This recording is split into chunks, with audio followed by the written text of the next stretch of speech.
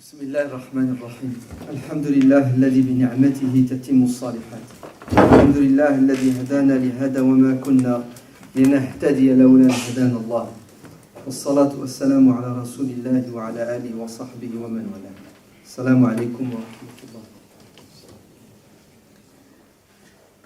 Donc on m'a demandé de parler de joyaux de notre histoire, de musulmans et de musulmanes qui, malgré leur handicap physique, ont su surpasser leur épreuve et leur douleur et être utiles pour eux-mêmes et pour la communauté.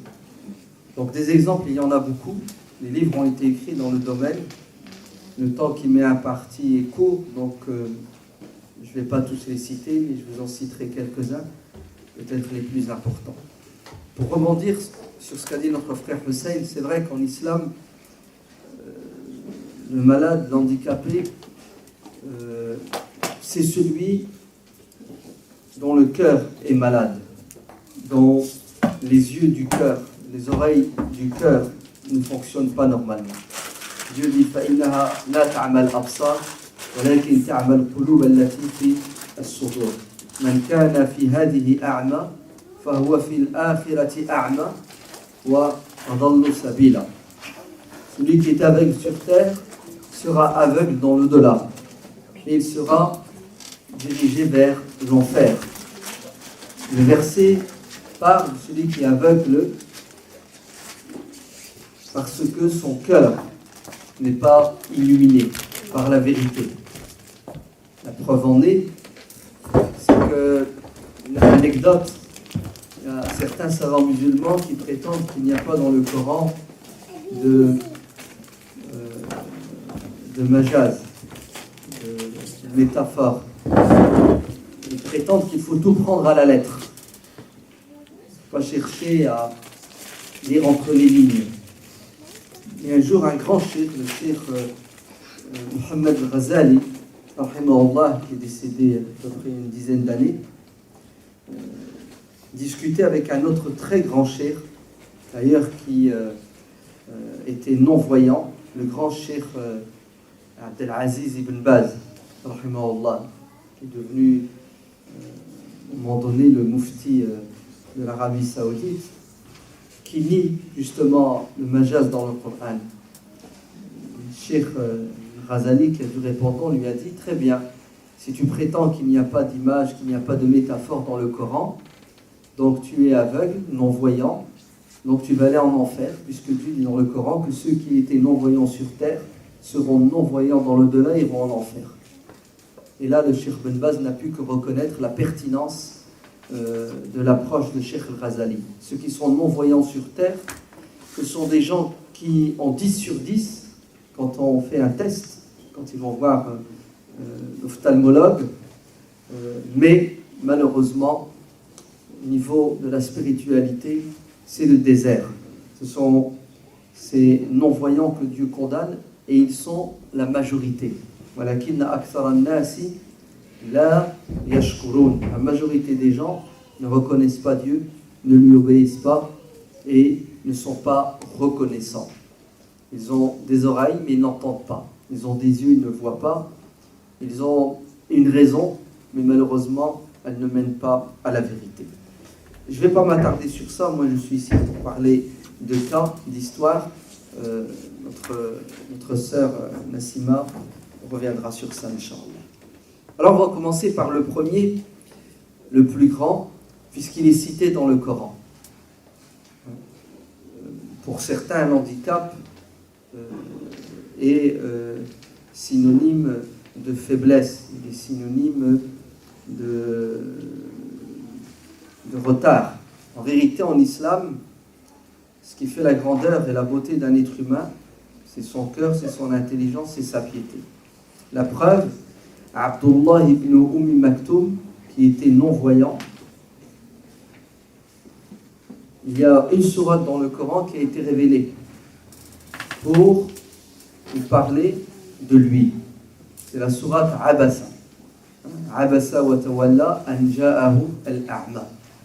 L'histoire, vous la connaissez, le prophète sallallahu alayhi wa sallam essayait de convertir les notables de la Mecque, les grands, qui ne supportaient pas s'asseoir et se mélanger avec les petites gens. Ils étaient hautains, ils étaient orgueilleux.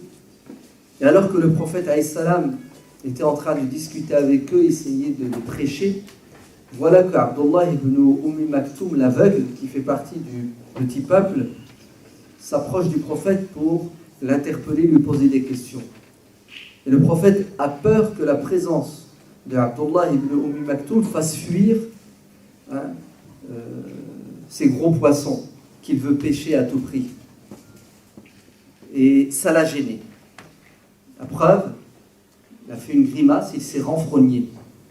Et il est évident qu'Abdullah ibn Maktoum, qui est non-voyant, n'a pas vu les traits du visage du prophète sallallahu alayhi wa sallam. Et le prophète, bien entendu, n'a prononcé aucune parole qui pourrait le blesser, parce qu'il entend. Pour vous montrer à quel point le prophète alayhi salam est très sensible. Et il fait tout pourquoi ? Pour ne pas blesser les gens. Vous entendez ? Il s'est renfrogné, ça n'a eu aucun impact sur Abdullah ibn Maktoum, puisqu'il n'a pas vu le front du prophète alayhi salam qui exprimait ce sentiment. Et Dieu a rappelé le prophète alayhi salam à l'ordre en lui disant: tu ne dois pas sacrifier, ne serait-ce qu'à travers cette expression de visage, cet homme pour attirer les autres. Tant pis si les notables ne se convertissent pas à l'islam, le plus important, c'est quoi ? C'est que cet homme, Abdullah ibn Maktoum, est un croyant et tu dois lui donner de l'importance, de la valeur, t'occuper de lui aux dépens de quoi ? Des autres. Abdullah ibn Maktoum, le prophète alayhi salam, va le mettre sur un piédestal. Lorsqu'Abdullah ibn Zayd a rêvé de l'adhan, il a rêvé qu'il faisait l'adhan dans la nuit, il est venu voir le prophète alayhi salam pour lui dire: ô messager de Dieu, voilà, dans mes rêves, j'ai fait l'adhan, et c'était une époque où les musulmans cherchaient un moyen de communication pour appeler les gens à la prière. Il y a eu différentes propositions, la cloche, la trompette, le feu, des moyens qu'utilisaient les juifs, les mages, les chrétiens. Et le prophète alayhi salam était hostile à tout cela. Il a fallu attendre que Omar ibn Khattab, Abdullah ibn Zayd, fasse ses rêves prémonitoires. Pourquoi ? Pour que l'adhan voit le jour. Mais comme Abdullah ibn Zayd n'avait pas une belle voix, le prophète alayhi salam a dit à Bilal de faire l'adhan. Et Bilal est devenu le mu'adhin attitré et Abdullah ibn Maktoum son second. Les deux sont devenus les deux muezzins de Médine, et ce jusque la mort du prophète sallallahu alayhi wa sallam, puisque Bilal après refusera de faire l'adhan une fois que le prophète alayhi salam est décédé, et Abdullah ibn Maktoum ne va pas rester les bras croisés malgré sa cécité. Vous savez ce qu'il va faire ? Il va décider d'être utile pour lui-même et pour la communauté musulmane. Il va s'engager dans l'armée musulmane pour aller combattre les renégats et les ennemis de l'islam. Certains lui diront: où vas-tu ? Tu es non-voyant. Comment peux-tu participer à un effort de guerre alors que Dieu dit dans le Coran: Laysa ala al-a'ma harajun. Le non-voyant est excusé. Le non-voyant n'est pas tenu de s'enrôler dans l'armée parce que il est non-voyant. Abdullah ibn Maktoum leur dira: donnez-moi l'étendard, je vais porter l'étendard, le drapeau. Parce que ça ne demande pas beaucoup de savoir-faire, et je n'ai pas besoin de mes yeux pour porter cet étendard. Et en plus, au moins avec moi, vous êtes sûr que je ne fuirai pas, puisque je ne verrai pas l'ennemi. Il fait d'une pierre deux coups. Il est utile, ça évite que quelqu'un de voyant prenne l'étendard, pour qu'il prenne une épée. Et deuxièmement, moi, je garderai cet étendard jusque ma mort. Et d'ailleurs, il est mort martyr au champ de bataille, radiyallahu anhu. Vous avez vu comment ce compagnon, malgré cet handicap, il a été utile et il est entré dans l'histoire. Il a laissé une empreinte. La preuve, ça fait 1400 ans et on parle encore de lui. Tout ça parce qu'il avait de la volonté, il avait la rage de vaincre. Et subhanallah, c'est ce qui manque aujourd'hui, non pas à nos frères et à nos sœurs qui ont un handicap, mais à ceux, entre guillemets, qui sont sains de corps. Ils n'ont plus de volonté, ils n'ont plus d'ambition. Et les musulmans sont devenus des consommateurs et spectateurs, alors que Dieu leur a donné la santé et qu'ils sont capables, s'ils le voulaient, d'être utiles pour cette communauté. Mais la majorité des musulmans sont spectateurs, alors que la communauté est en train d'appeler au secours. Il y a un autre compagnon qui était non-voyant, et ce compagnon a demandé au prophète sallallahu alayhi wa sallam une dérogation. Il lui a dit: ô messager de Dieu, il m'est très difficile d'aller à la mosquée, parce qu'entre la mosquée et ma demeure, il y a un ruisseau, un fleuve. Donc j'ai du mal à aller à la mosquée. Est-ce que tu peux venir prier dans ma demeure pour que je fasse d'un coin de ma maison une mosquée? Le prophète sallallahu alayhi wa sallam lui donne la dérogation de prier chez lui et lui promet qu'il passera chez lui pour prier. Et ensuite il le rappelle à l'ordre. Il lui dit: est-ce que tu entends l'appel de la prière? Il lui a dit: oui, prophète. Il lui a dit: alors tu n'as pas d'excuse, tu dois venir à la mosquée. Tu entends l'appel à la prière, tu dois faire un effort et venir à la mosquée. Les savants qui expliquent ce hadith disent que l'objectif du prophète sallallahu alayhi wa sallam, c'est de pousser ce musulman non-voyant à avoir une vie sociale.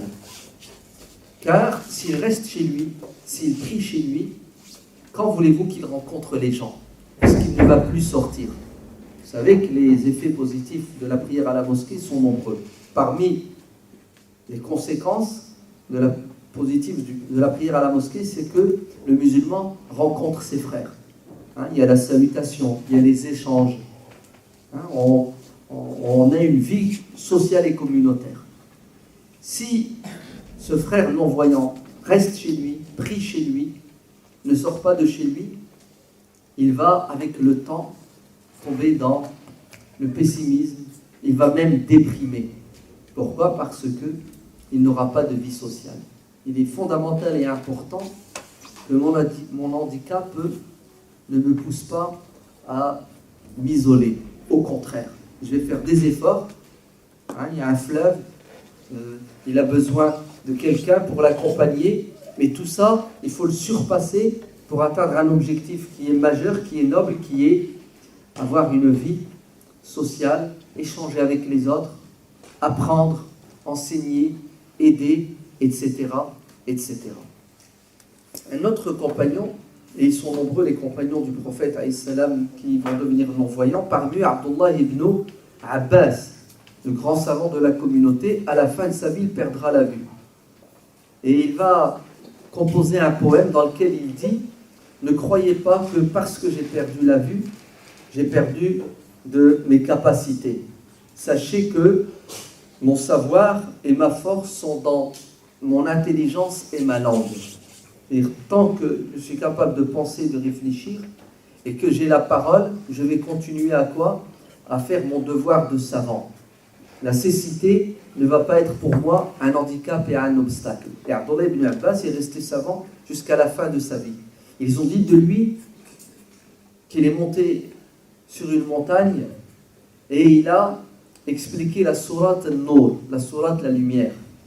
Si les non-musulmans ce jour-là avaient été présents, ils se seraient tous convertis à l'islam, tellement il avait un pouvoir de conviction, il avait un savoir sans limite. Sa force était dans quoi? Était dans son intelligence, était dans sa volonté, sa rage de transmettre. Abdullah ibn Omar, radiallahu anhu, lui aussi, il est devenu aveugle. Mais lui, il l'a cherché un petit peu quand même. Abdullah ibn Omar, c'était quelqu'un de littéraliste dans beaucoup de domaines. Mais en fait, il était très tolérant puisqu'il s'imposait des choses qu'il n'imposait pas aux autres. Il a mis la barre très haute, si bien que quand il faisait ses ablutions, hein, il se lavait le visage et les yeux, hein, il frottait ses pupilles. Et il les a abîmés, ses yeux, et il est devenu aveugle. Alors ça, c'est spécifique à Abdullah ibn Omar. C'est un régime particulier, et il ne nous est pas demandé de le suivre dans ce domaine. Puisque le prophète alayhi salam n'a pas fait ça, c'est son caractère, c'est sa personnalité, c'est un choix. Notre religion, c'est la religion de la souplesse et de la facilité, et le musulman ne doit pas faire des choses qui vont, à la fin, lui causer des problèmes. Pour revenir à notre siècle, ou le siècle précédent, un très très grand cheikh, imam, savant, da'i musulman, qui, malgré sa cécité, a eu un impact extraordinaire sur cette communauté. Non, c'est plus qu'un impact. Il est, dans les années fin 70, début 80, celui qui a réveillé les consciences et les cœurs dans le monde musulman. Il est à l'origine du réveil islamique. Et nous sommes, nous, les gens de ma génération, les fruits de ses efforts. Il s'appelle le grand cheikh Abdelhamid Kishk, d'accord, qui a perdu la vue très jeune. C'était une sommité intellectuelle, il était d'une intelligence hors pair, mais surtout, il a toute sa vie, durant toute sa vie, sans repos, vous entendez, sans relâche, été au service de l'islam. Il était connu pour ses sermons du vendredi, qui étaient enregistrés et de manière presque instantanée, distribués dans le monde entier. Et croyez-moi que sans Abdelhamid Kishk, beaucoup de jeunes musulmans de l'époque n'auraient jamais connu l'islam dans sa grandeur et sa splendeur et sa beauté. Moi qui vous parle, dans les années 80, 79-80, le premier cheikh qui a eu un impact, une influence sur moi, c'est le cheikh Abdelhamid Kishk via ses cassettes, ses sermons du vendredi. Et c'était tellement magnifique, c'était tellement beau, c'était une nourriture spirituelle incomparable qu'on cherchait ces cassettes, c'est une comparaison, attention, hein, comme un jeune aujourd'hui, malheureusement, cherche sa drogue. Hein. On attendait le vendredi suivant pour rencontrer les vendeurs ambulants musulmans qui passaient dans les quartiers pour vendre des cassettes et des produits bazar arabes et musulmans. Et quand on tombait sur une cassette de Kishk, c'était un trésor, vous entendez? Vous ne pouvez pas savoir la joie, hein, d'avoir une khutba de Cheikh Kishk. Et malheureusement, notre jeunesse aujourd'hui, bon, ne le connaît pas, c'est normal, hein, il y a d'autres prédicateurs, mais je vous le recommande, il y a certains de ces sermons qui sont traduits en français, hein, c'est sous-titré, mais moi je vous dis, écoutez-le même si vous ne comprenez pas tout ce qu'il dit, parce que vous sentez qu'il dégage quelque chose. Il a demandé à Dieu de finir sa vie prosterné, de mourir dans la prosternation, et il est mort dans la prosternation. Dieu a exaucé ses vœux. Et malgré son handicap, écoutez bien, il va s'opposer à la tyrannie, à la dictature du plus grand dictateur pseudo-musulman du XXe siècle qui s'appelle Nasser, hein, une idole, le pharaon d'Égypte. Et Cheikh Kishk a fait de la prison pendant des années. Et il a subi la torture et tout ce que vous pouvez vous imaginer comme pression pour s'incliner devant le despote. Mais il est resté debout. Il n'a pas troqué sa religion et sa conviction. Et il est devenu le symbole de la résistance. Il faut attendre 1981, c'est ça, lorsque Sadat a été tué, hein, octobre 81, dans la foulée pour que Kishk soit interdit de discours du vendredi. Et depuis ce jour-là, d'ailleurs sa dernière khutba c'est la 425, et il a été mis en résidence surveillée. Et malgré cette résidence surveillée, est-ce que vous croyez qu'il est resté les bras croisés? Et il a à son honneur plus de 100 livres, vous entendez? Il a à son honneur un tafsir du Coran en 8 volumes, des gros volumes de 500 pages. Ouais. Il a à son honneur des milliers de conférences et de discours, en plus du social. Et il a laissé, si ma mémoire est bonne, 8 gosses, 8 enfants qui connaissent tous le Coran. Vous entendez? Et je vous renvoie à son livre, ses mémoires, hein, puisqu'il a laissé ses mémoires extraordinaires. C'est magnifique.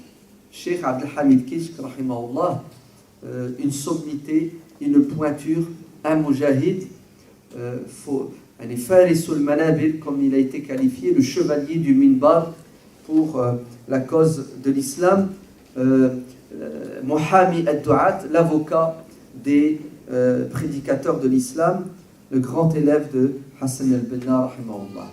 Et pour revenir sur le Cheikh Abdelaziz ibn Baz, lui aussi, son handicap ne l'a pas empêché de devenir le grand mufti de l'Arabie. Et quand vous lisez la vie de Cheikh ibn Baz, c'était quelqu'un de modeste, c'était quelqu'un qui ne se distinguait pas des autres malgré son statut, quelqu'un de très généreux, quelqu'un qui faisait du bien aux musulmans dans le monde entier. Il était respecté, les gens lui faisaient confiance, et grâce à lui, des veuves au fin fond de la savane africaine ont profité de sa générosité et de sa bonté. Juste une anecdote qui pourrait être utile à certains.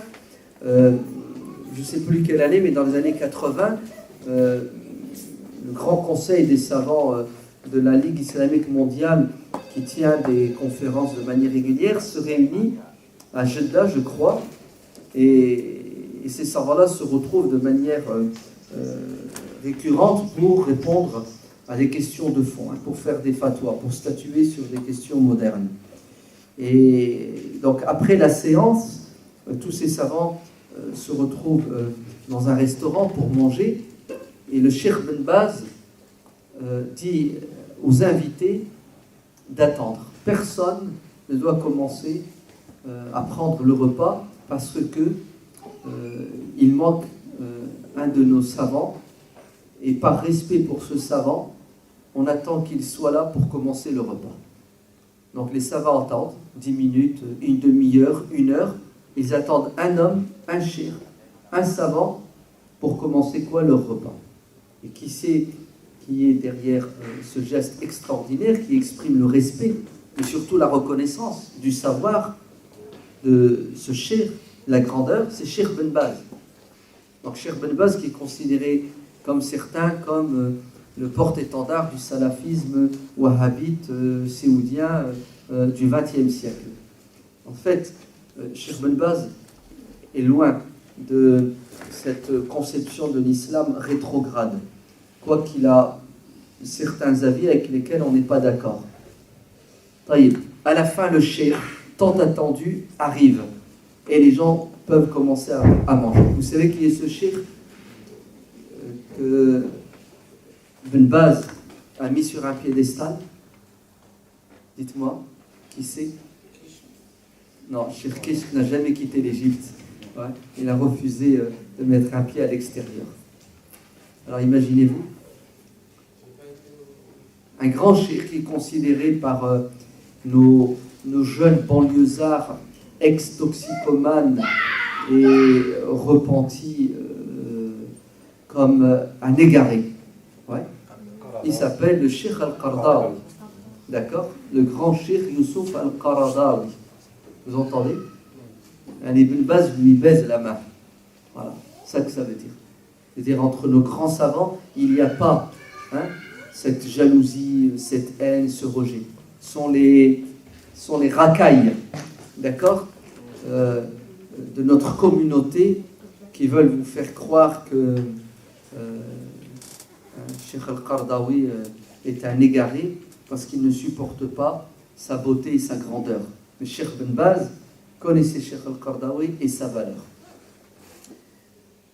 Un autre compagnon, radiyallahu anhu, malgré son handicap, il a été quelqu'un qui est entré dans l'histoire. C'est un compagnon qui s'appelle Amr ibn al-Jamuh.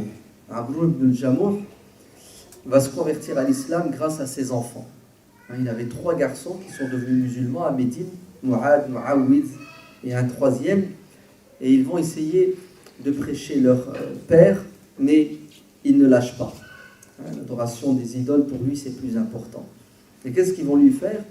Ils vont prendre l'idole qu'il avait chez lui, qu'il adorait, et ils vont aller la jeter là où on vide les poubelles, hein, à la déchetterie. Et lorsqu'il rentre le soir, il cherche son Dieu et il a du mal à le trouver. Et après avoir fait le tour de Médine, il trouve son idole dans la déchetterie. Donc il le récupère, il le nettoie, il le remet à sa place et il maudit ceux qui ont traîné dans la boue son Dieu. Le lendemain, ces garçons font la même chose. Ils le jettent à nouveau dans la déchetterie. Alors il est évident qu'il l'a trouvé plus vite. Hein, il est allé direct à la déchetterie. Le troisième jour, ces enfants prennent à nouveau son Dieu, le jettent à la déchetterie. Et là, Amr ibn al-Jamuh va dire Subhanallah. Un Dieu que j'implore, qui est censé me protéger, n'est même pas capable de se défendre contre ceux qui n'arrêtent pas de l'humilier. Je vous prends comme témoin qu'à partir d'aujourd'hui, j'abandonne la religion de mes ancêtres, qui est en fait stupide, l'adoration des pierres, l'adoration des objets, et il s'est converti à l'islam. Et quand il s'est converti à l'islam, dans la foulée, le prophète alayhi salam appelle à un effort de guerre, c'est la bataille de Uhud. Et Amr ibn al-Jamuh va participer à cette bataille, bien que ses enfants lui disent « Papa, reste, nous y allons à ta place, car toi, tu as un handicap. » Amr ibn al-Jamuh boitait. Il avait une jambe plus courte que l'autre. Vous savez ce qu'il leur a dit? Il est hors de question que je reste assis à la maison alors que Dieu et son prophète m'ont appelé. Pourquoi? Pour faire un effort et un sacrifice. Vous rêvez, mes enfants, si vous croyez que je vais rester ici les bras croisés, alors que j'ai la possibilité d'entrer au paradis.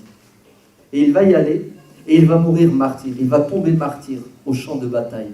Et vous savez ce que va dire le prophète alayhi salam de Amr ibn al-Jamuh? Il est au paradis malgré son handicap. Il est au paradis, c'est-à-dire maintenant, à l'instant, Amr ibn al-Jamuh, il est au paradis malgré son handicap. C'est-à-dire, Amr ibn al-Jamuh ne sait pas donner des excuses, comme font beaucoup de musulmans. Quand vous les invitez à une activité, à un effort, à la mosquée ou à l'association, tout de suite, ils te sortent mille excuses. « Ah, je ne peux pas venir. » Pourquoi? J'ai un match de foot. C'est ça? Je ne peux pas venir.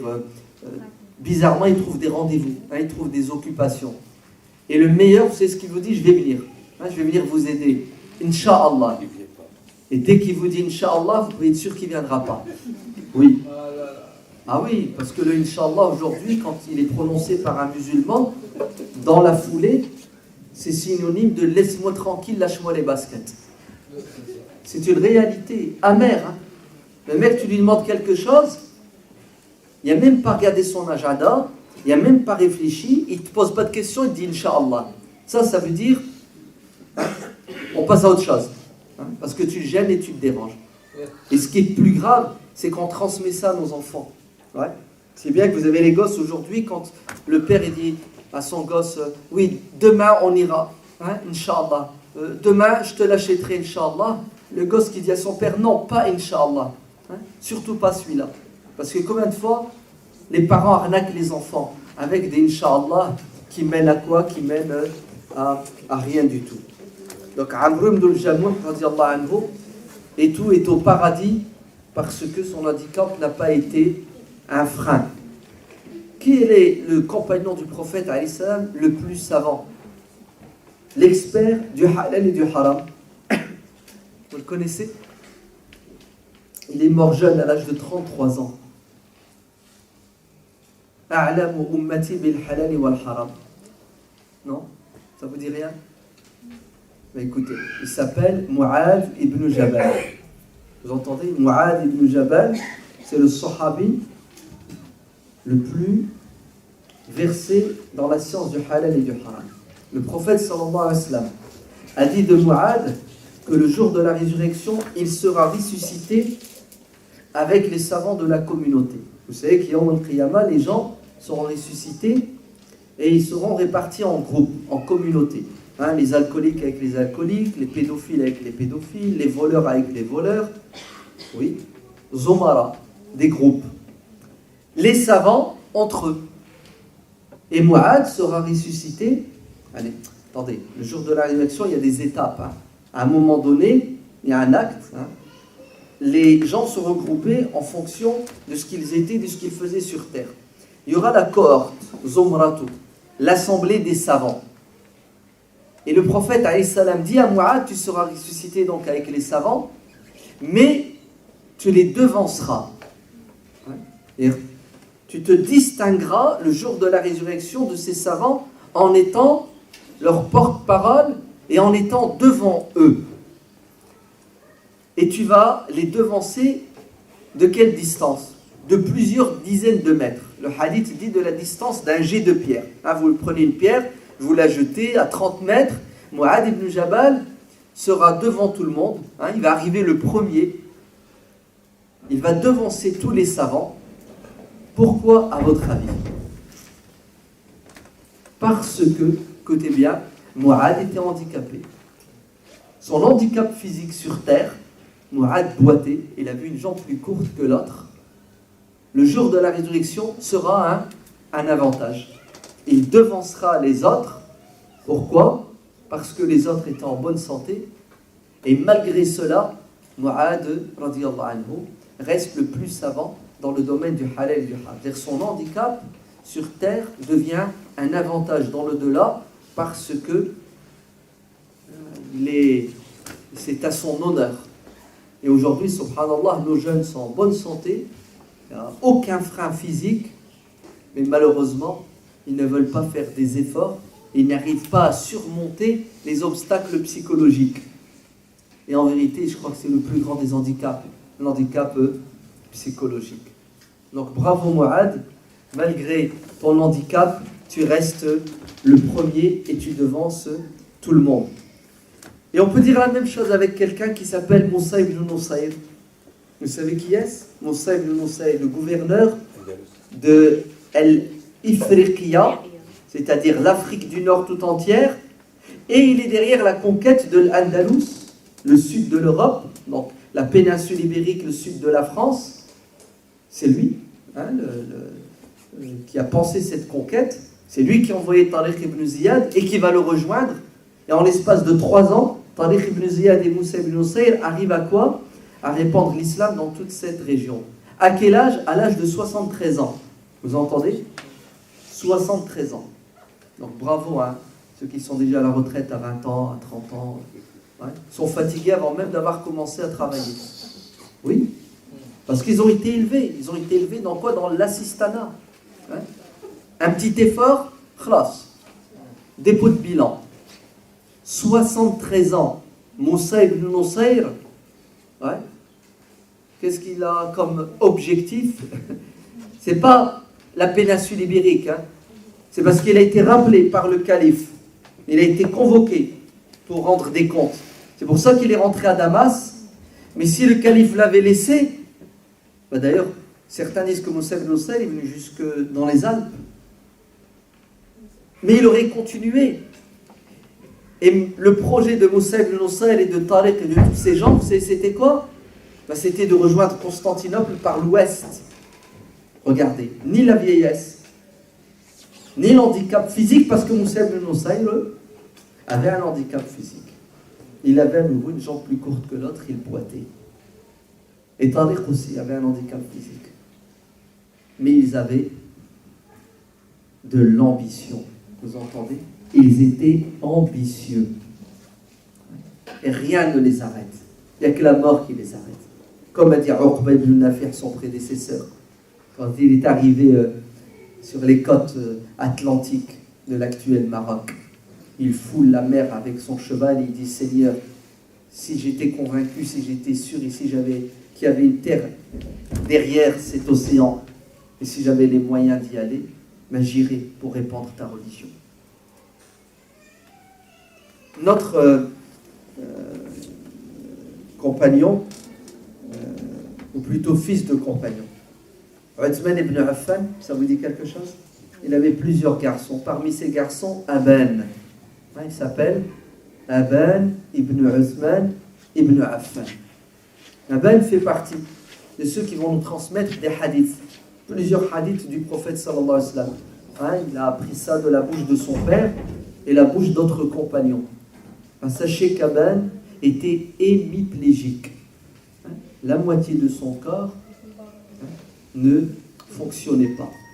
hémiplégique. Mais Aban, malgré cet handicap, c'était un professeur qui transmettait, qui enseignait. Il n'est pas resté chez lui, les bras croisés, assis. Au contraire, il allait vers les gens, il allait à la mosquée, on le ramenait à la mosquée, il s'asseyait et il enseignait, transmettait la religion.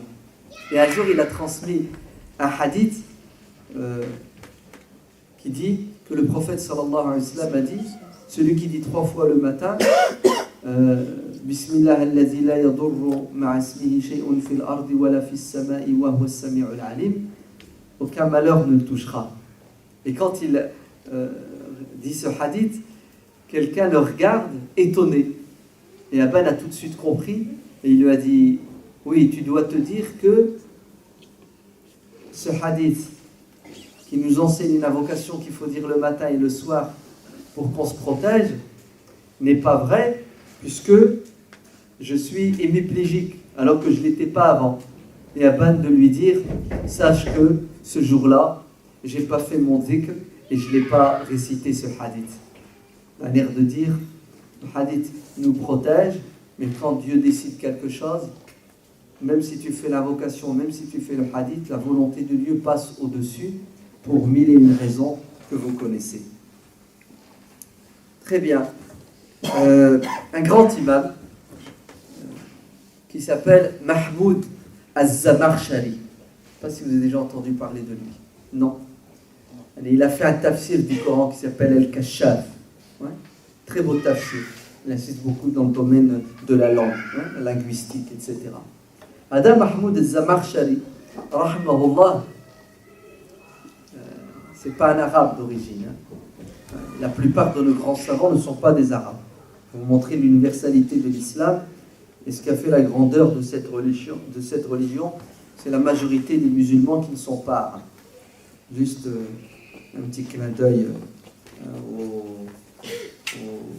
aux gens qui ne maîtrisent pas l'arabe et qui sont complexés. Soi-disant, on ne peut pas être un bon musulman érudit si on ne connaît pas l'arabe. C'est pas vrai. On peut être savant et bien maîtriser les sciences religieuses. Quand on veut, on peut. Zamarshari a appris l'arabe, c'est un très grand savant dans les sciences de la langue, mais en aucun cas, vous devez vous mettre dans la tête que la langue est un obstacle. Aujourd'hui, alhamdulillah, tout existe en français. Vous entendez? Aujourd'hui, on a des professeurs qui sont capables de nous transmettre la religion en français. Donc arrêtez de vous enfermer dans des considérations vaines et futiles qui vous handicapent. Zamarshari, écoutez bien, quand il s'arrêtait dans une mosquée pour dispenser le savoir, avant de commencer sa conférence, il faisait toujours une remarque. Il disait aux gens, ne croyez pas que cet handicap que vous voyez là, parce qu'il avait un handicap, ne croyez pas qu'il est le fruit d'un péché que j'ai fait. Et ensuite, il donnait l'explication. Alors, qu'est-ce qui est arrivé à notre grand savant Zamarshari? Comme les grands savants de l'époque, ils se déplaçaient. Ils allaient de ville en ville. Non, je me trompe. Ils passaient d'un continent à un autre. Du continent africain au continent asiatique. Du continent européen au continent asiatique. Zamarshari, il est allé dans ce qu'on appelle aujourd'hui la Russie. Vous entendez? Le Kazakhstan, l'Ouzbékistan, l'Afghanistan. En plein hiver. Il a fait un voyage pour acquérir le savoir. Et il faisait tellement froid. Températures en Sibérie, elles sont terribles.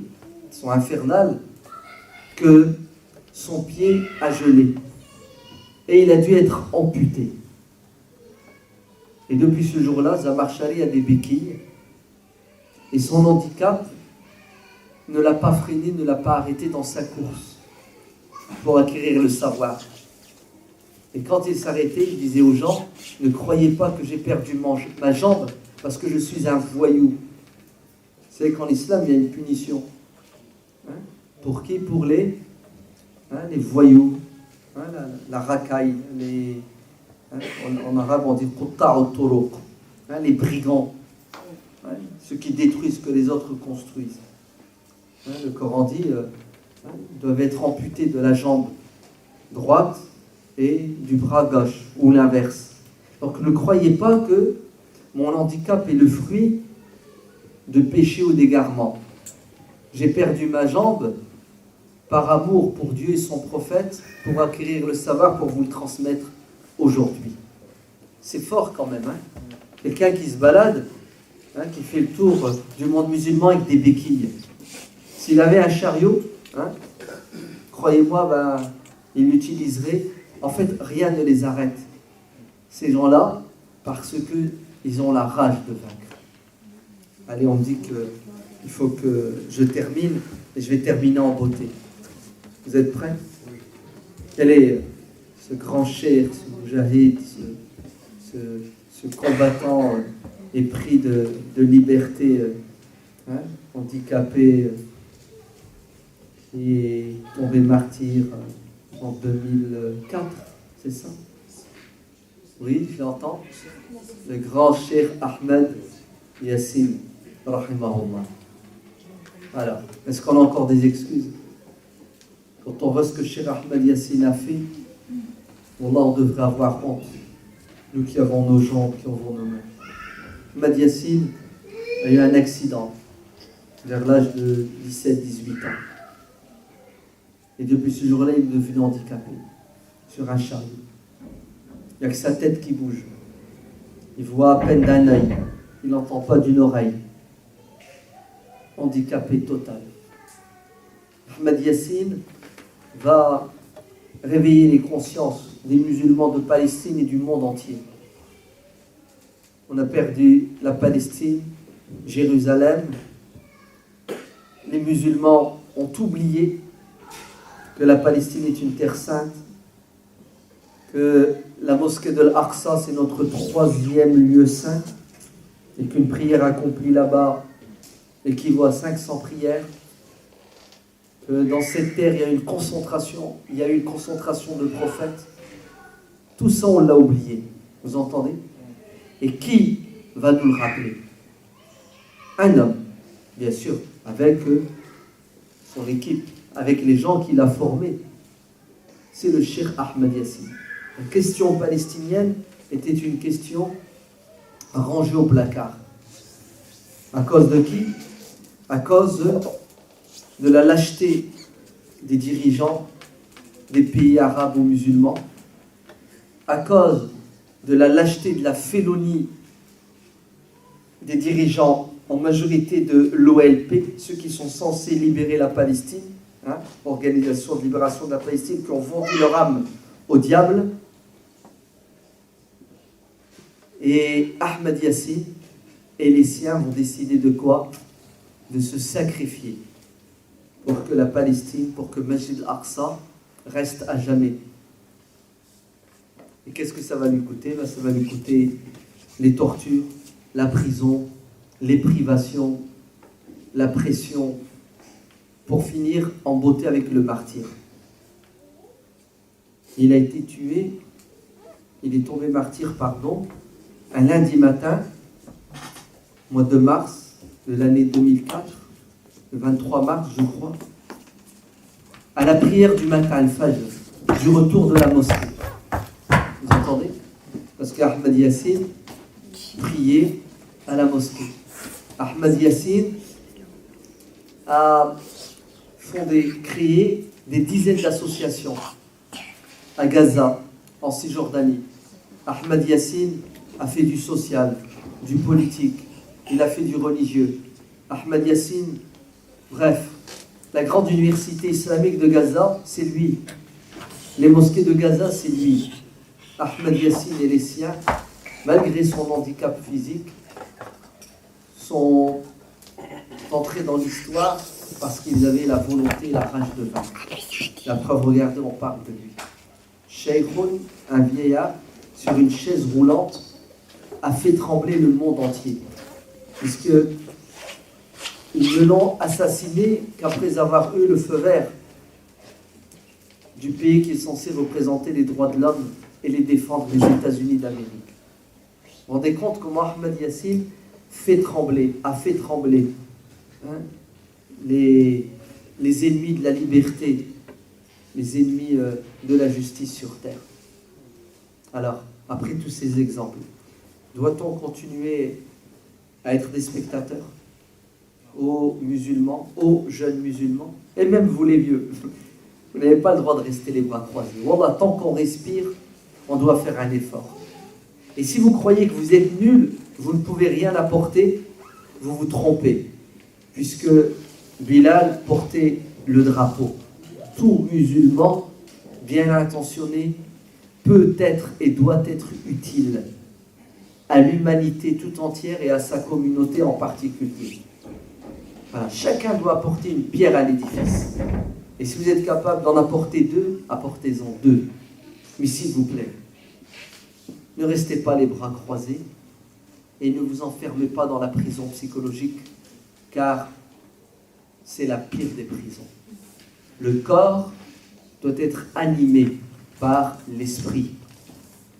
Alors faites attention à votre santé spirituelle, intellectuelle et psychologique, et vous verrez que votre corps sera en bonne santé. Wallahu a'lam walhamdulillahi rabbil alamin.